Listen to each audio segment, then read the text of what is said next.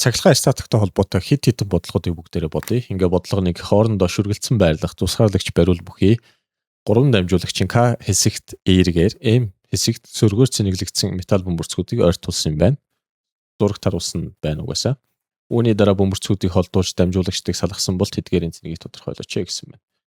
Мэдээж яах вэ гэвэл сөрөг цэнэгүүд маань энэ талдаа туушраад гарч ирнэ. За нөгөө тал дээр үлдэж байгаа юм байна. Ерөнхийдөө эрэг цэнэгүүд.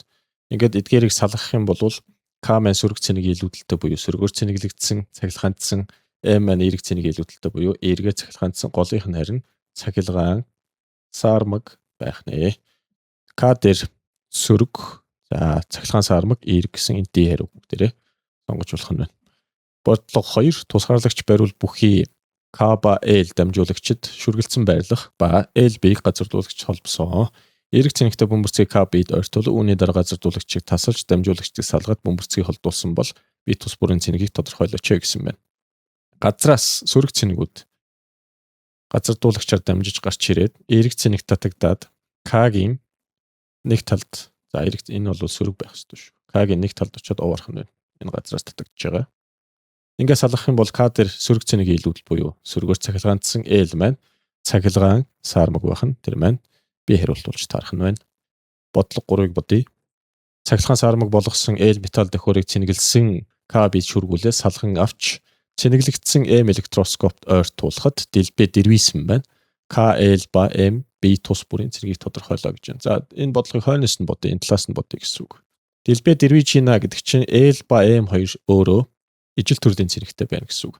Шүргэлцүүлэхэд 2B маань ижил төрлийн цэнэгтэй болдог. Нөлөөгөөр байхад эсрэг төрлийн цэнэгтэй болдог болвол за шүргэлцүүлэхэд ерөнхийдөө энэ маань ижил төрлийн цэнэгтэй. Тэгэхээр энэ одоо жишээ К хасах байсан бол энэ хасах, энэ хасах юм бол М электроскоп маань хасах байх ёстой. Энэ нэмэх юм бол энэ нэмэх, энэ нэмэх юм бол бас энэ нэмэх. Тэгээд энэ хариуг одоо аль нь өгч гинэ гэдгийг л бүгдээр харна л гэсэн үг. Тэр маань А байх нь байна.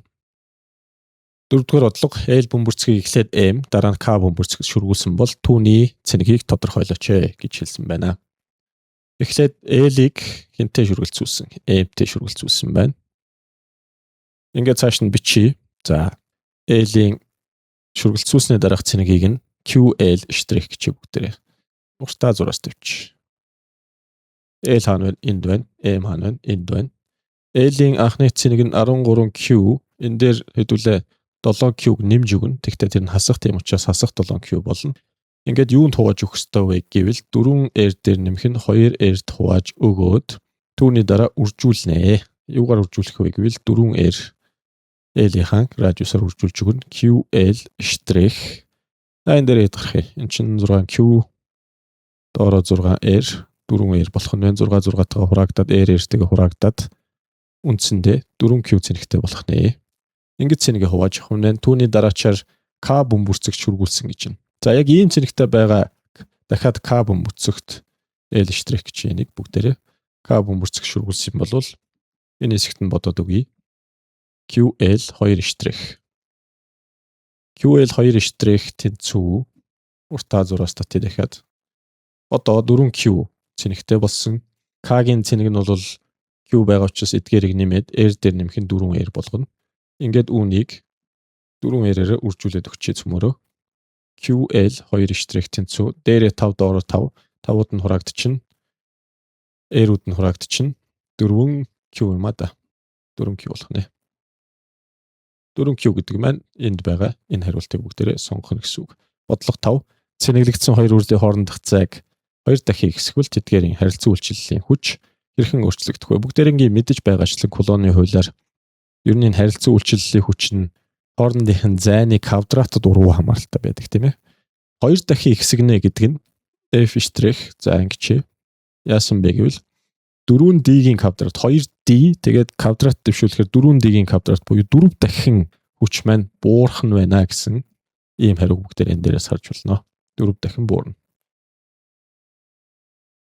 Бодлого 6 нарийн торгууцаар холбож зүүсэн М тэнцвүүдийг 104 кг масстай ижил 2 үрэл зурагт үзүүлснээр тэнцвэр тогтсон байна. Эдгээрийн харилцан үйлчлэлийн хүчийг болоо 4 гэдэг чинь доошоо үйлчилж байгаа гэсэн үг.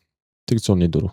За тэр нь ийшээгээ нэг хүч үйлчилж байгаа юм. Яагаад гэвэл эдгээр хоёр бит нэгээ түлхэж байгаа учраас хоёр тийшээгээ 37 градусаар энэ байрлалд очиод тэнцвэр тогтсон гэдгийг эндээс харж байна. Тийм учраас энэ хүчийг F гэж бүгдээрээ нөгөөх нь ч гэсэн бас F чиглэлээрээ эсрэг зүгээр одоо том утгыг нь бичдэг тийм ээ. Тэгэхээр энийг бол F гээ энэ доошоо mg гээ харин энд нэг аз болж өгсөн байгаа зүйл нь юу вэ гэвэл өнцөг байна. Тэр өнцөг нь 37 градус. Ингээд эдгээрийг ашиглаад нэг ийм тэгш өнцөгт гурвалжин бий болохыг бүгдээрээ ийм байна. Энэ нь нөгөөх нь ийм байна. За тэгээд нэг ийм 37 градус гэдэг чинь хаана байгаа юм бэ гэхээр энд байгаа шүү дээ. 37 градус. Энэ доошоо mg хин маань F хэдүүлээ харилцан үйлчлэлийн хүчийг буюу F-ийг олгож байгаа. F-ийг mg-д хуваагаад үзье. Тэгвэл гурвалжингаас энэ маань тангас 37 гарна. F гэдэг бол өөрөө mg үржих нь тан 37 болох нь байна. Тан 37 sin 37 0.604.3 юм байна. Үржих нь mg. mg чинь тэг 104 үржих нь g-г 10-аар авчиж цөмөрөө. За ингээд бодоод үзье. Ингээд 0.4 0.1 0.3 юм а да. Ньютон хүчээр үйлчлэх нэ. Бодлого 7. 5 цэнигийн 4-ийг квадратын оройнууд дээр нэгийг нь квадратын хүндийн төв дээр байрлуулсан байна. Зургаа сайн хараарай. 11-р. 4 цэнигийн S цэгт орших нэмэх Q цэнэгт үйлчлэх нийлбэр хүчний модуль ба чиглэл нь ямар байх вэ гэж асуусан байна. Бодлогыг хэлбэрчлэх үүднээс K Q-гийн квадратыг D-гийн квадрат хуваахад тэр маань 1 ньютон болох нэ гэж өгсөн байна. За залуусаа нэг ийм үйлчлэл байгаа. Тэрийг ингээд зурч хийдүүлээ. Энэ голд нэг юм цэник байна. Жохон тэгшимгүүл зурчлаа. Гэхдээ яг хуу энэ хоёр цэник маань тухайн энэ зурсан байгаа шулуунуудаа харилцан үйлчлэлцэн нэг нь сөрөг нөгөөх нь эерэг цэник юм байна. Ингээд. За тэгвэл таталцсан тийм ээ. Энийг ийш нь татна гэсэн үг. Ингээд тавьчих нэг. Энэ хоёр яах вэ? Энэ хоёрыг харж үзье. Энэ хоёрыг харах юм бол яг энэ шулууныхаа дагуу нэг нь эерэг нөгөөх нь бас эерэг юм байна. Тэгэхээр түлхэлцэн шулууны дагуу гадагшаага байх, ийшээгээ байх нь ойлгомжтой энэ хүч нь. Энэ голын цэник, энэ баруун доод талын хоёр цэнигийг бас авч хэлэлцээ. Ингээ харах юм бол энд бас л нэг юм түлхэлцэх үйлчлэл бий болох нь байна. Бүгдээрээ харж байгаачлан. За энэ дээрээс одоо үргэлжлүүлье. Түлхэлцэнэ гэдэг нь эндээс биш, эндээс зурагдах хэрэгтэй. Нэг ийм дахиад нэг хүч зурагдана. За хамгийн сүүлийнх нь энэ хоёрын харилцан үйлчлэл яах вэ? Тэр хасах байна уу нэмэх байна уу? Тэр чинь хасах байгаа юм байна бас. Сөрөг цэнэгтэй. Тэгэхээр энэ таталцнаа. Хоёр цэнхэр хоёр одоо улаан дөрвөн вектор маань хоорондоо нэмэгдээд эдгээрийн нийлбэрийг бид нар бас авах хэрэгтэй байгаа юм. Хоёр цэнхэр хоёр улаан векторууд нь хэмжээгээр ижилхэн байгаа нь харагдана. Яагаад вэ гэхээр үндсэндээ бол эндээс энэ хүртэлх зай. Энэ зай чинь өөрөө за энэ D юм бол D-г хуваах нь 2-ын тал нь. Энэ бол язгуур доор 2-ыг хуваах нь 2D байх нь байна. Пифагордод та бүхэн олж болох бах. Яагаад вэ гэхээр энэ хэсэг нь бас D-г хуваах нь 2. Эндээс энэ хүртэлх зай. Энэ зай гэсэн үг. Энэ зай бас D-г хуваах нь 2. Тэгэхээр энэ язгуур доор 2 D-г хуваах нь 2 болох нь ойлгомжтой Пифагордод. За энэ дээрээс аль нэг хүчийг нь олчих. Тэгээд дөрүүлэл ижилхэн юм байна л да. F. Чиглэлийн хувьд бол энэ зурагт харуулсан байдлаар F тэнцүү K гүрчих нь за хасах Q цэник байгаа. Тэгээ нэмэх Q цэник ба модуль дотор авчих. Надад зөвхөн хэмжээ нь шаардлагатай байгаа учраас хоорондынх нь зай нь язгуур дор 2 хуваах нь 2 үржих нь D. Тэрний квадрат гэсэн үг. Тэр энэний квадрат гэдэг чинь өөрөө за ингээд биччихээ дөө. D эннийхээ квадрат F тэнцүү K Q-гийн квадрат. За дээрээ юу болох вэ? Доороо бол 2D квадрат үлдэн. Дээшээгээ 4 гараад ирнэ. Энийг ингээд хураагаад энэ бол 2 гэсэн үг. F 2K Q квадрат D квадрат болох нь байна. Нэг зүйлийг өгсөн байгаа. Тэр маань юу гэвэл K Q квадрат D квадрат чинь аль хэдийн 1 ньютон гэдэг ингээд өгөгдсөн байгаа шүү дээ. Тэгэхээр энэний оронд бүгдээрээ нэгийг орлуулна л гэсэн санаа. 2-оор үржигдээд 2 ньютон болох нь байна. 2 ньютон. Тэгэхдээ ийм байгаа. Одоо жишээ нь зүүн дээшээгээ 2 ньютоноос 2 ширхэг байгаад байгаа. Энээс 2 ширхэг. Тэгэхээр энэний чинь нийлбэр бол ингээд зүүн дээшээ чиглэлтэй өөрийнх нь утга нь 4 ньютон гэсэн үг. За яг үнтэй адилхан баруун дэшигээ бас чиглэлтэй байгаад байгаа энэ. Ийм чиглэлтэй. Энэний утга нь мөн л эндээс хүртэлх утга нь 4 ньютон. Энэ хоёр векторыг хооронд нь нэмж чадах уу гинэ. Хооронд нь мэдээж бүгдээрээ яах вэ? Нэмж чаднаа. За яаж нэмэх вэ? Ингээд нэмчих шүү дээ. Ингээд. За жоохон давцах гэдэг нь тэгтээ зүгээр баг. Ингээд. Тэгээ нийлбэр векторыг нь бүгдээрээ дээш нь зурчиндөө. Ингээд зурчин гэсэн үг.